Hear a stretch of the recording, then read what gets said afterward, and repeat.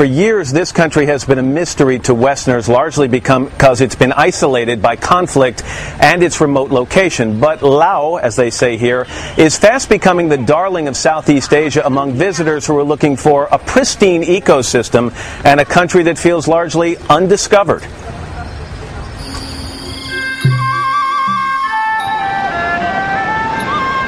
Beautiful places, smiling faces. This is Laos. One former monarch dubbed it the land of a million elephants. The Lao people descended from China along the mighty Mekong River, and it's believed the people of Cambodia first called Laos home.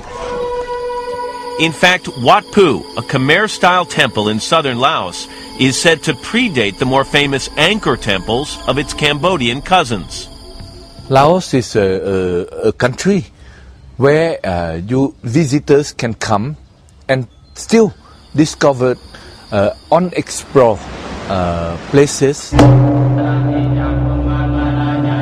A deeply spiritual group, most people put their faith in Buddha.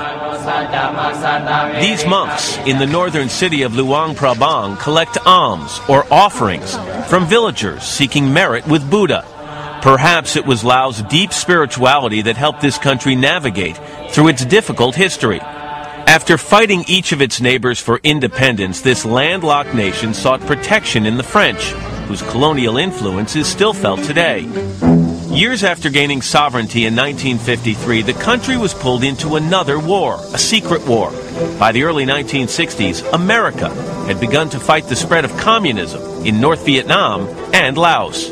In a covert operation, the U.S. trained and armed the Hmong ethnic group, who themselves opposed communism. U.S. attacks on the Laos-Vietnam border earned this country the dubious distinction of being the most bombed country per capita in history. Laos remains a communist country today. The war, a distant memory. The spirit of the Lao peoples now is really turning to the future. Laos opened its doors to visitors as recently as 1990, but is cautious about what has become its fastest growing industry. Lao people are very proud of their culture, and I think a big part of ecotourism is about actually protecting Lao culture, their land and forests, because that is their heritage.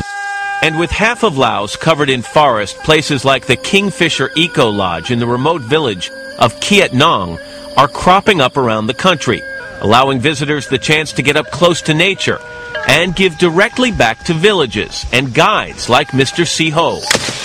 When you cut the water, it comes out. Perhaps the greatest part of any trek in Laos is the guide himself.